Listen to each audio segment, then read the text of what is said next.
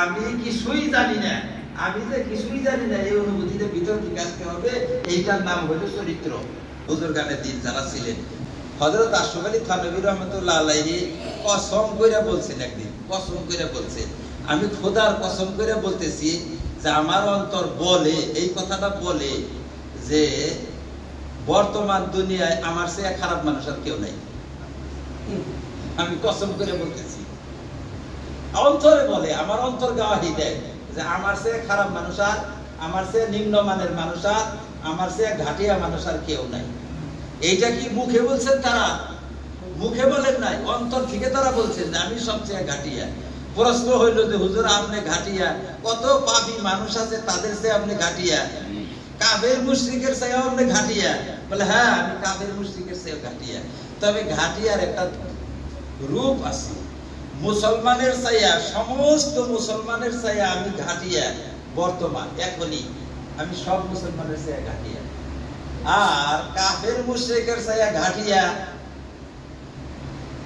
এই অর্থে আমি ঘাটিয়া যে আমার ঈমান আছে, কাফের ঈমান নাই।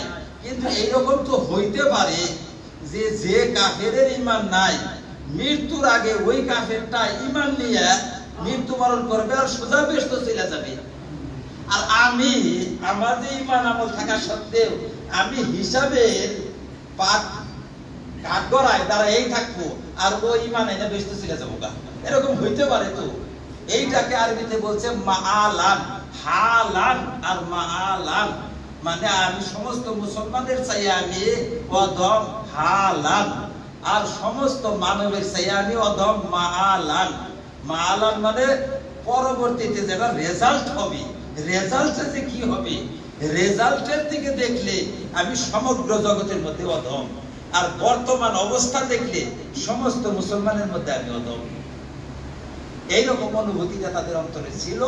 এই অনুভূতিটা সৃষ্টি করা আমাদের ভিতরে সৃষ্টি করতে হবে। যদি আপনি আল্লাহর সান্নিধ্য অর্জন করতে চান, আল্লাহর ভালোবাসা অর্জন করতে চান, তাহলে এটা আপনার ভিতরে আসতে হবে, জন্ম নিতে হবে। তাহলে আমরা বুঝলাম, দেখেন এক একটা কিরকম জিনিস নিচ্ছেন, কি জিনিস নিচ্ছেন। আমাদের মধ্যে যারা অবুঝ তারা প্রশ্ন করে ইসলামের রুকুন 5টা, আর তোমাদের ইসলামের রুকুন বাদ দিয়ে আবার 6 রুকুন করে পাইলা, 6 উসুল। তাদেরকে আমরা বলি যে ভাইরা, এই ইসলামের 5 রুকুন না, পূর্ণ ইসলামের উপরে উঠার জন্য খটখটিয়া বানাইছে এগুলা। এটা হলো সিঁড়ি। এই 5টা খটখটিয়ার মধ্যে পারলে পুরো ইসলামের উপরে একটা বান্দা উঠতে পারবে। পুরো ইসলামের উপরে উঠার ব্যবস্থা এটা। এই যে তোমরা সিঁড়ি বানাইছো, মসজিদ এত বড়, আর তুমি ওই সামনের মধ্যে একটা সিঁড়ি বানিয়ে রাখছো, আর সিঁড়ি বানিয়ে তুমি গল্প করো যে আমি একবারে কামিয়াবির রাস্তা খুলে দিছি এই সিঁড়ি বানিয়ে। আরে ভাই, এই মসজিদের মধ্যে যদি উঠবার চাই 2 তলায়, 5 তলায় যদি উঠবার চাই, এই সিঁড়ি যে আমি বানাইছি, এই সিঁড়ি দিয়ে আরাম মতো 5 তলা বিল্ডিং এর মধ্যে সে ব্যক্তি উঠতে পারবে। কাজী হযরত ইলিয়াস রাহমাতুল্লাহ আলাইহি এই 6টা জিনিস হলো ইসলামের উপরে উঠার 6টা খটখটিয়া, 6টা ধাপ, সিঁড়ি 6টা ধাপ, 6টা স্তর, 6টা ধাপ। এই যায় ধাপে ধাপে ইসলামের উপরে উঠবে এবং পূর্ণ ইসলামের উপরে আমলদার হয়ে যাবে, পূর্ণ ইসলামের উপর প্রতিষ্ঠিত হয়ে যাবে বান্দা। এইটা হলো 6টা উসুলকে দিচ্ছেন আমাদের কাছে। কাজে আমরা এই 6টা উসুলকে প্রত্যেক বান্দা নিজের ভিতরে পূর্ণ মাত্রায় অর্জন করার চেষ্টা করতে হবে। এরপরে নিছেন ইলমে জিকির, পরে নিছেন একামুল মুসলিমিন, একামুল মুসলিমিনের পরে কি দিছে? ইখলাসে নিয়ত। ইখলাসে নিয়ত কি জন্য নিছে? ইখলাসে নিয়ত নিছেন এই জন্য যে কালেমা থেকে আরম্ভ কইরা একবারে শেষ পর্যন্ত, একেবারে শেষ সীমা পর্যন্ত যত আমল আপনি করবেন, কোন আমল আপনার কাছে গ্রহণযোগ্য হবে না, আল্লাহর কাছে কোনো কানাকড়ি মূল্য হবে না যদি আপনার নিয়তের মধ্যে ইখলাস না থাকে। ইখলাস যদি না থাকে, কোন আমলের কোনো দাম নাই, কোনো মূল্য নাই, কোনো আমলই আল্লাহ গ্রহণ করবেন না, কালেমাও গ্রহণ করবেন না, কিচ্ছুই গ্রহণযোগ্য হবে না ইখলাস যদি না থাকে। তাহলে ইখলাসটা আমাদের বুঝতে হবে, তাই না? ইখলাস মানে কি? ইখলাস মানে নেক কাম শুধু আল্লাহকে খুশি করার জন্য করা। ইখলাসের অর্থ নেক কাজ শুধু আল্লাহকে খুশি করার জন্য, আল্লাহকে রাজি করার জন্য, আল্লাহকে সন্তুষ্ট করার জন্য করা। এইটাকে বলা হয় ইখলাস। ইখলাসের মধ্যে আর একটা কথা যোগ দিতে হবে, অর্থাৎ আমাদের সাধারণ সাবজেক্ট যেটা সাধারণ এই 6টার ভিতরে তো খালি ইখলাসই কইছে, কিন্তু হযরত ইলিয়াস রাহমাতুল্লাহ আলাইহি যেটা ভাষণ, যেগুলা ভাষণ লিপিবদ্ধ করছে উলামারা, ওনার ওই সমস্ত ভাষণের মধ্যে উনি বলছেন যে ইখলাসের সাথে ইয়াকিন থাকতে হবে। ইয়াকিনটাকে উনি যোগ করছেন। অবশ্য আমাদের কোর্সের মধ্যে নাই, ইয়াকিন শব্দটা নাই এখানে, কিন্তু উদ্দেশ্যের ভিতরে আছে। ইখলাস ও ইয়াকিন এই দুইটা জিনিস ঠিক থাকতে হবে ভাইরা। ইখলাস ও ইয়াকিন, ইয়াকিন ও ইখলাস। আমি গত শুক্রবারে মসজিদের মধ্যে ইয়াকিন ইখলাসের কিছু কথা বলছিলাম, ওখানে যারা ছিলেন তারা শুনছেন। ইয়াকিন মানে কি?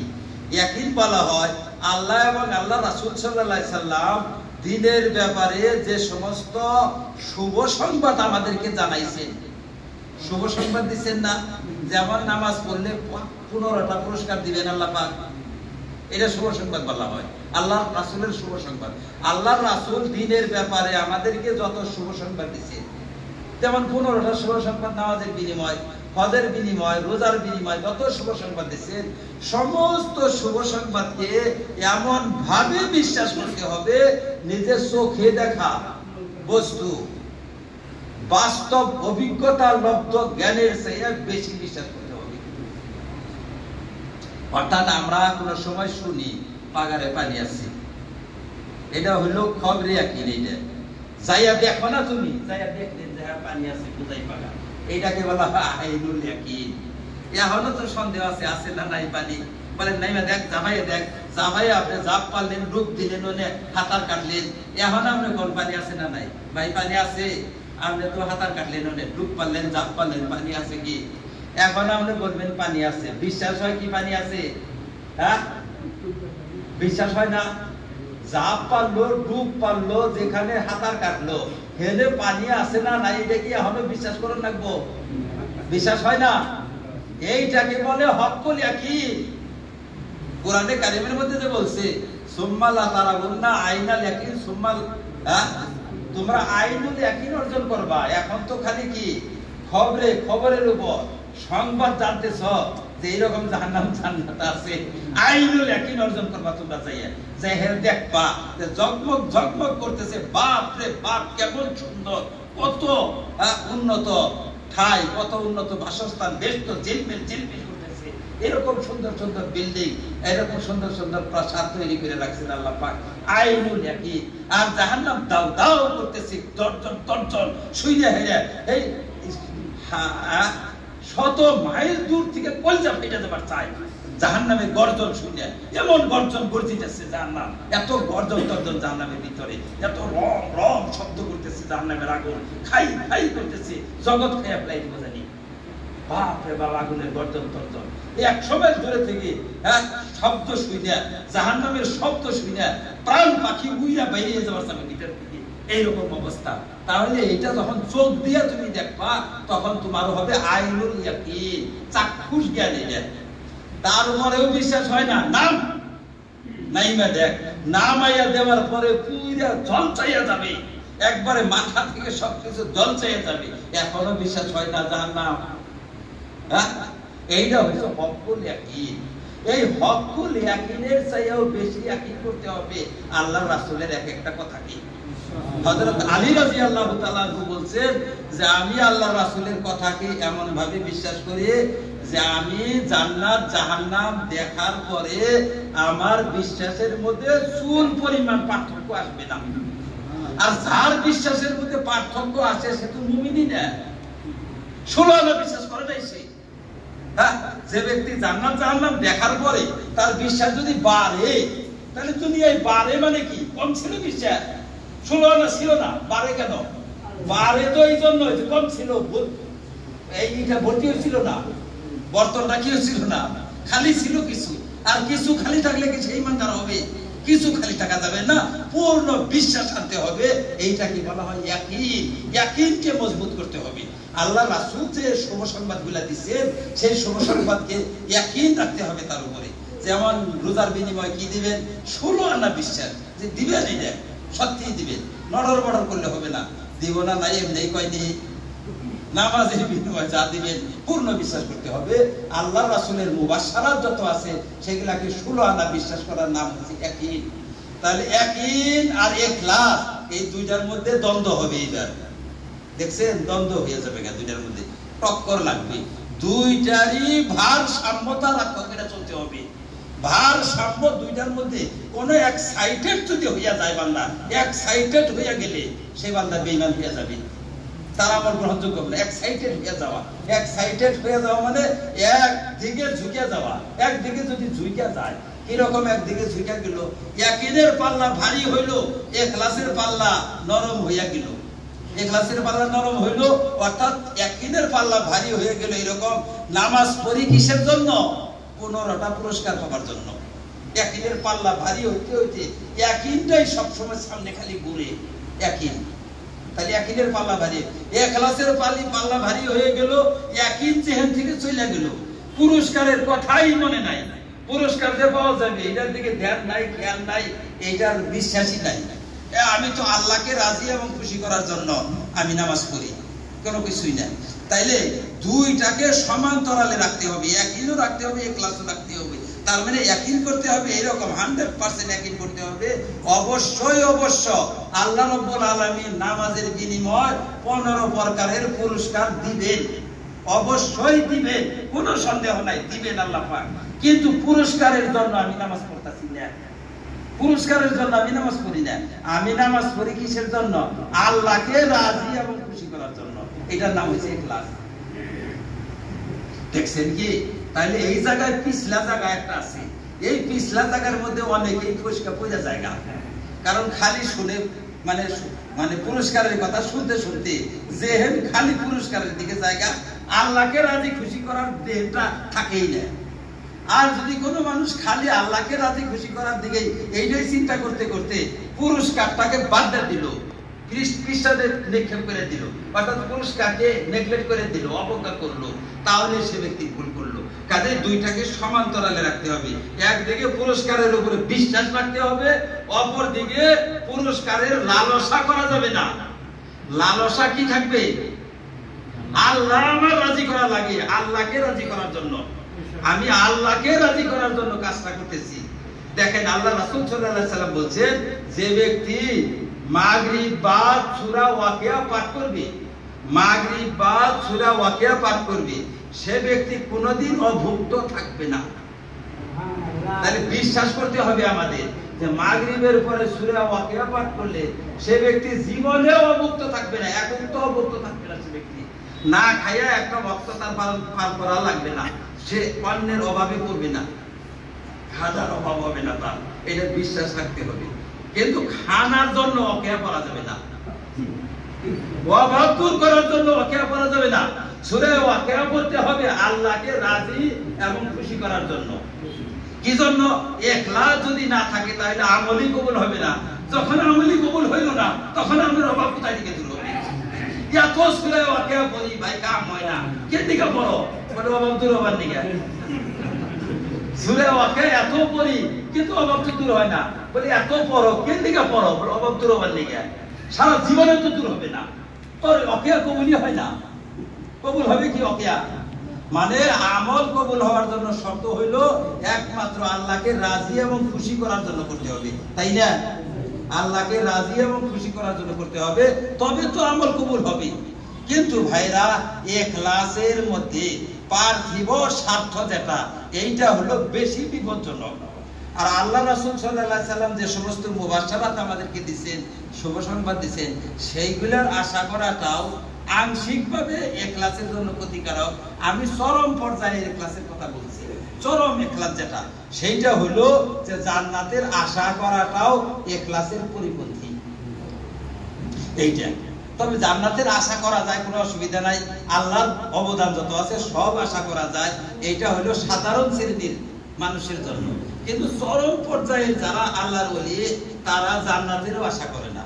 তারা বলে, যেমন হযরত রাবিয়া বসরি বলছেন যে আমার মনে হয় এরকম যে জান্নাতরা আগুন ধরাইয়া পুড়ে হেলাই দেই, আর জাহান্নামরা আগুন পানি দিয়ে নিবে হেলাই দেই। বলে কে হুজুর, এটা কি এরকম? কয় যে মানুষ তো জান্নাতের জন্য আমল করে, আর জাহান্নামের ভয়ে আমল করে। আমল করা লাগে আল্লাহর জন্য, আমল করা লাগে কিসের জন্য? আল্লাহকে রাজি খুশি করার জন্য। এই বেকুবেরা আমল করে কিসের ভয়ে?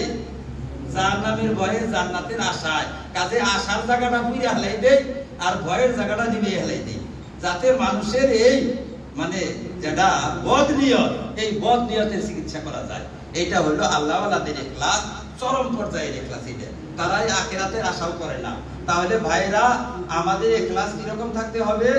আমরাও নিয়ত করব চরম পর্যায়ের ইখলাসটা, যেটা পূর্ণ উন্নত ইখলাসের নিয়ত আমরা করব। উন্নত ইখলাস কি? যে আমরা যা কিছু করতেছি একমাত্র আল্লাহকে রাজি এবং খুশি করার জন্য, আল্লাহকে রাজি এবং খুশি করার জন্য এইটা আমরা করতেছি। তাহলে ইখলাস যদি আমার আপনার ভিতরে এসে যায় তাহলে সব ঠিক হয়ে যাবে না? এই যে আমরা চিল্লাই যে মরার পরে দাওয়াত খিলার লাগে না, দামদারি করা লাগে না, এই করা লাগে না, তেই করা লাগে না, ইখলাস ঠিক হলে তো একটা থাকবে না। থাকবে কি? হ্যাঁ, বেদাত বিরাট থাকবে কি? ইখলাস ঠিক হলে বেদাতে দিতে হবে। তুমি দাওয়াত খিলাও কে নিগে? আমাকে বাবার নিগে। কার নিগে? বাবা মরছে এই জন্য। বাবা মরছে এই জন্য তো কোনো আমলই চলে না। আমল করতে হবে আল্লাহর জন্য। বাবা মরছে এই জন্য কোনো আমল নাই, আমল আল্লাহর জন্য। তাইলে আপনি দান করবেন কি জন্য? আল্লাহকে রাজি করার জন্য। আপনি নামাজ পড়বেন কি জন্য? আল্লাহকে রাজি করার জন্য। তাবলীগ করবেন কি জন্য? আল্লাহকে রাজি করার জন্য। ইখলাস যদি আইসা যায় আমাদের ভিতরে তাহলে কি কোনো বেদাত থাকবে? কোনো বেদাত তো থাকবে না। কিন্তু আমাদের মানুষ তো বুঝা উঠবার পারে না, বুঝা উঠবার না পারাতে বেদাতের মধ্যে লিপ্ত হয়। কারণ আপনার নিয়ত থাকতে হবে আল্লাহর ওয়াস্তে। যখন আপনি আল্লাহর জন্য কোনো কাজ করবেন তখন সব কাজ নেক হয়ে যাবে। নেক কাজ, সব নেক কাজ। আল্লাহর জন্য দান করবেন, আল্লাহর জন্য খাওয়াবেন। কোন বান্দাকে খাওয়াবেন কি জন্য? বলে আল্লাহকে রাজি খুশি করার জন্য খাওয়াইছি। আল্লাহকে রাজি খুশি করার জন্য খাওয়াই, তাহলে এটা জায়েজ হবে না? নেকির কাজ হবে। আমি দান করলাম কিসের জন্য? আল্লাহকে রাজি খুশি করার জন্য। তাবলীগের বাইরে হইলাম কিসের জন্য? আল্লাহকে রাজি খুশি করার জন্য। এই জিনিসটা আমাদের অন্তরে ঢুকতে হবে, সব ঝগড়া দূর হয়ে যাবে। তাহলে ইখলাসে নিয়ত আনছেন, তারপরে আনছেন কি? 5-6 নম্বর হয়ে গেল গা। তারপরে হলো দাওয়াত ও তাবলীগ, নফরুন ফি সাবিলিল্লাহ, তাবলীগে ওয়াক্ত। তাবলীগে ওয়াক্ত সময় বের করা, বা নফরুন ফি সাবিলিল্লাহ আল্লাহর রাস্তায় দৌড় মারা, আল্লাহর রাস্তায় বাইরে হয়ে যাওয়া, বা দাওয়াত ও তাবলীগ। এই দাওয়াত ও তাবলীগ যে রাখছেন, এইটা কেন রাখলেন? কারণ এই যে 5টা জিনিসের আলোচনা করা হইল, ঘর ঘর দর দর ঘুরে ঘুরে, হাটে ভাটে বাজারে ঘুরে ঘুরে, এই 6টা জিনিসকে নিজের ভিতরে কিভাবে আমি অর্জন করব, এবং এই 5টা জিনিসের দিকে আমি মানুষকে, অন্য মানুষকে ডাকবো। কারণ আল্লাহ তাআলা বলছেন কি? নিজেকে জাহান্নামের আগুন থেকে বাঁচাও এবং নিজের আওলাদকে বাঁচাও। আমাকে যদি আমি বাঁচাবার চাই, এই 5টা জিনিস আমার ভিতরে আসতে হবে। আর আসবে কখন? যখন আমি দাওয়াত দিব। যখন কোনো কিছুর দাওয়াত দেওয়া যায়, প্রথম সেই জিনিসটা নিজের ভিতরে ঢুকে। দাওয়াত দিবার চাইলে প্রথম নিজের ভিতরে ঢুকে সেই জিনিসটা। যে কোনো বস্তু যদি আপনার ভিতরে আপনি ঢুকাবার চান, আপনার ভিতরে যদি প্রতিষ্ঠিত করতে চান, তাহলে সেই জিনিসের দাওয়াত দিতে হবে। দাওয়াত দিলে আপনার ভিতরে ঢুকবে। এটা আপনার ভিতরে যদি কোনো কিছু অর্জন করবার চান, আপনি দাওয়াত দেওয়া শুরু করেন। এই যে দেখেন, একটা উদাহরণ বলি, যে কোনো একটা নতুন বিষয় ধরেন, একটা তাসাউফ, যেমন তাসাউফের আমল। আমাদের ভিতরে তো সবই তো তাসাউফের আমল করে না। তুমি তাসাউফের দিকে মানুষকে ডাকা শুরু করো, তোমার ভিতরে তাসাউফের আমল আপনি শুরু হয়ে যাবে। মানুষকে যদি ডাকো, তোমার ভিতরে শুরু হয়ে যাবে। দাওয়াতের জন্য মানুষকে তখন এই 5 কাজের দিকে ডাকবে, 5টা কাজের দিকে ডাকবে। তোমার ভিতরে এই 5টা কাজ কায়েম হয়ে যাবে, তোমার ভিতরে কায়েম হবে। আর যখন দাওয়াত দিবে, দাওয়াতের উদ্দেশ্য হয়েছে, নিয়ত এটাই থাকতে হবে যে আমি দাওয়াত দিতেছি আল্লাহকে রাজি এবং খুশি করার জন্য। আমার এই ব্যক্তি যদি শুনে তাও আমার কোনো লাভ নাই, না শুনলেও আমার কোনো লোকসান নাই। আমি তো দাওয়াত দেই আল্লাহকে রাজি খুশি করার জন্য। মানুষে মানক না মানক, আমার তো লাভ আছে। শুনুক না শুনুক, আমার তো লাভ আছে। কারণ আমার উদ্দেশ্য তো আল্লাহকে রাজি খুশি করা। কাম করলে আল্লাহ আমাকে বিনিময় দিবেন, আল্লাহ রাজি হবে। কারণ কামলা দিলে বেতন তো পাবো আমি। হ্যাঁ, কামলা যদি আমি দিই বেতন পাবো, এটা আল্লাহকে কামলা দিলাম। কাজে এটা হলো ইখলাসে দিয়া। তারপরে হলো নফরুন ফি সাবিলিল্লাহ, আল্লাহর রাস্তায় যে আমরা মেহনত করব। এই মেহনতের উদ্দেশ্য হয়েছে কি? যে আল্লাহকে রাজি খুশি করা, সাথে সাথে উদ্দেশ্য এটাও থাকবে যে এই জিনিসগুলো যাতে আমার ভিতরে আসে, এইটা হলো গর্জ। আর আল্লাহ রাজি হবেন, এটা হলো গায়া।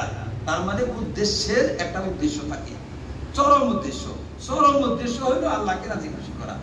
উদ্দেশ্য তো আমাদের কি, যাতে আমার ভিতরে এই 4টা জিনিস আসে, 5টা জিনিস আসবে, কিন্তু এরও উদ্দেশ্য একটা আছে, সেটা হলো কি আল্লাহ যাতে আমার উপর রাজি এবং খুশি হয়ে যায়। এটাকে বলা হয় গায়াত। আমাদের গায়াত হবে এইটা, চরম উদ্দেশ্য হবে এইটা, আল্লাহ যাতে আমাদের উপর রাজি এবং খুশি হয়ে যায়। তাহলে এখন এই কথাগুলো বললাম কেন? আমি বলার উদ্দেশ্য হলো একটা অনুভব করার জন্য যে আমরা যে বলি যে 6টা জিনিস, 6টা জিনিস বলছেন, কিন্তু 6টা জিনিস অত ছোট না। বাইসা 6টা জিনিস, এইরকম 6টা জিনিসকে নির্বাচন করছেন যে এই 6টা জিনিসের জরিয়াতে একজন মানুষ পূর্ণ ইসলামের উপর চলতে পারবে। আমরা যেন এই 6টাকে পূর্ণ ইসলাম বলি না, এইটা বললে ভুল হবে। আমরা যেন এরকম বলি না যে এই 6টাই পূর্ণ ইসলাম। এই 6টার উপরে আমল হইলে পূর্ণ ইসলাম হাসিল করা সহজ হবে। এই 6টা যদি আমাদের ভিতরে আসে, এই 6টা যদি আমলে আনতে পারি, তাহলে পূর্ণ ইসলাম অর্জন করা সহজ হবে, পূর্ণ ইসলামের উপর চলা সহজ হবে। এই জন্য এই 6টাকে ইলিয়াস রহমাতুল্লাহ আলাইহি দিয়েছেন। আমি তার একটা উদাহরণ দিয়েছি, ইসলামের উপরে চড়ার অর্থ দিয়া সিঁড়ি ধাপ। সিঁড়ি তো ছিলেন ওই মসজিদের সামনেই থাকে না, সিঁড়ি থাকে না, ওই সিঁড়ি দিয়া উঠে বিল্ডিং গুলার সিঁড়ি থাকে না, ওই সিঁড়িতে উঠে বিল্ডিং এর মধ্যে যায়। এই বিল্ডিংটা হলো ইসলাম। এই ইসলামের মধ্যে উঠার জন্য আপনার সিঁড়ি কাইটা দিচ্ছে, 6টা জিনিস দিয়ে সিঁড়ি বানাই দিচ্ছে। একটার উপরে পাও দিয়ে, আর একটার উপরে দিয়ে, আর 2টা জানগা। কাজে এই জন্য একদিকে যারা আমাদের উপরে আপত্তি করে তাদেরও জবাব হয়ে গেল, আর আমাদের মধ্যে যারা ভুল ধারণা করে যে 6টাই পূর্ণ ইসলাম, সেইটাও ভুল দূর হয়ে গেল। এইটা যেন আমরা ধারণা করি না যে এই 6টাই পূর্ণ ইসলাম, তাহলে কিন্তু ভুল হবে। এই পূর্ণ ইসলামের উপরে চলা একটা সুব্যবস্থা, পূর্ণ ইসলামের উপরে চলা সুব্যবস্থা।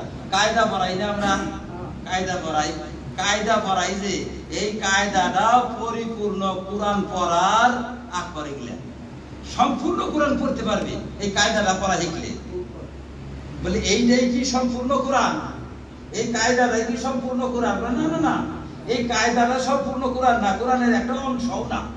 সত্য কথা যেটা, এই কায়দাটা ভালোভাবে পড়লে সম্পূর্ণ কোরআন শুদ্ধভাবে পড়তে পারবে।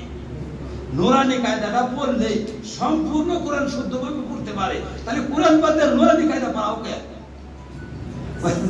কোরআন বাদ দিয়ে নুরানি কায়দা এই জন্য পড়ায় যে ডাইরেক্ট কোরআন যদি পড়ানো আরম্ভ করি কেউ পড়তে পারবে না। আর নুরানি কায়দাটা যদি সুন্দরভাবে পড়ে নেয়, তাহলে প্রত্যেকেই সম্পূর্ণ কোরআন সুন্দরভাবে পড়তে পারবে। বুঝাইছে তো কথা? এখন উত্তর বুঝাইলো না।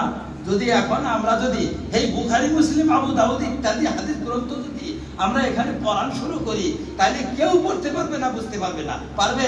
কেউ পারবে না। কিন্তু আমরা বুখারী, মুসলিম, আবু দাউদ, তিরমিজি ইত্যাদি সমস্ত হাদিস গ্রন্থের যেটা সার অংশ ইসলাম, সেইটার উপরে চলার জন্য, বোঝার জন্য আমরা নুরানি কায়দা কোর্স বের করছি।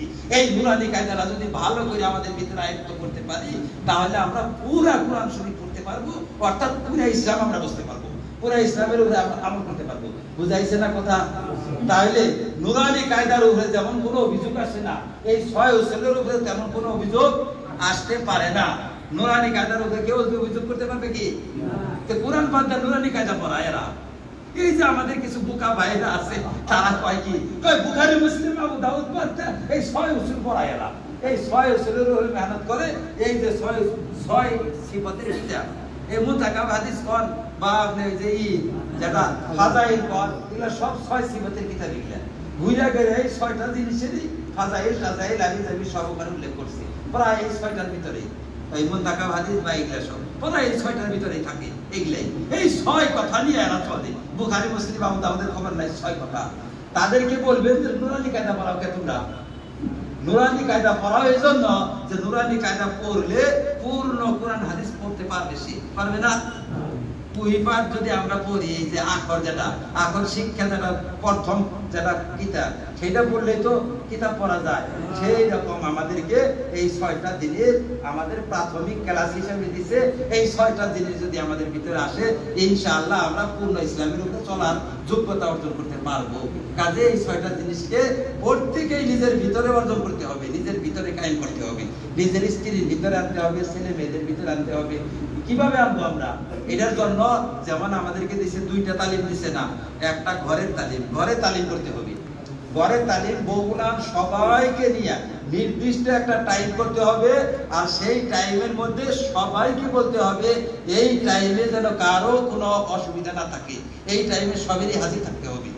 ঘরে এটা আগেই এলান করে দেওয়া লাগবে যে আমাদের যে নির্দিষ্ট একটা টাইম করলাম, এই টাইমটা আমাদের কিতাবি তালিম হবে, বেশি না 10টা মিনিট, 15 মিনিট বা 20 মিনিট। এই 20 মিনিট সময় প্রত্যেকেই এই খালি রাখতে হবে সময়টা। বউ বেশি সবাই যেন খালি রাখে, সবারই জানা আছে ঘড়িতে পেজে টাইম হইল নাকি। কিতাবি তালিমের মধ্যে যদি সবাই বসে কিতাবি তালিম হবে, আর সবাই অদল বদল করে এটা পাঠ করবে। এটা যদি ঘরের ভিতরে যদি তালিম আরম্ভ হয়, আপনা আপনি আপনার ছেলে ভালো হবে, আপনা আপনি আপনার মেয়ে ভালো হবে, আপনা আপনি আপনার স্ত্রী ভালো হবে, কোনো মেহনত আপনার করা লাগবে না, আপনা আপনি ভালো হবে। বাড়িতে তালিম আরম্ভ করে দেখেন ইনশাআল্লাহ। তাহলে আমরা যারা দেখলাম, তাহলে হ্যাঁ ইনশাআল্লাহ, তাহলে আমরা কি বুঝলাম যে 6টা জিনিসের জন্য আমরা মেহনত করব তো আমরা মেহনত ইনশাআল্লাহ আজীবন মেহনত করব। আমাদের ছেলে মেয়ে স্ত্রী পরিবারকেও এই কাজের মধ্যে লাগাবো। কি বলেন? ইনশাআল্লাহ আমরা লাগাবো। আল্লাহ আমাদেরকে 6টা কাজের জন্য যে ইনশাআল্লাহ এখন নগদ কিছু মানুষকে চাই আমরা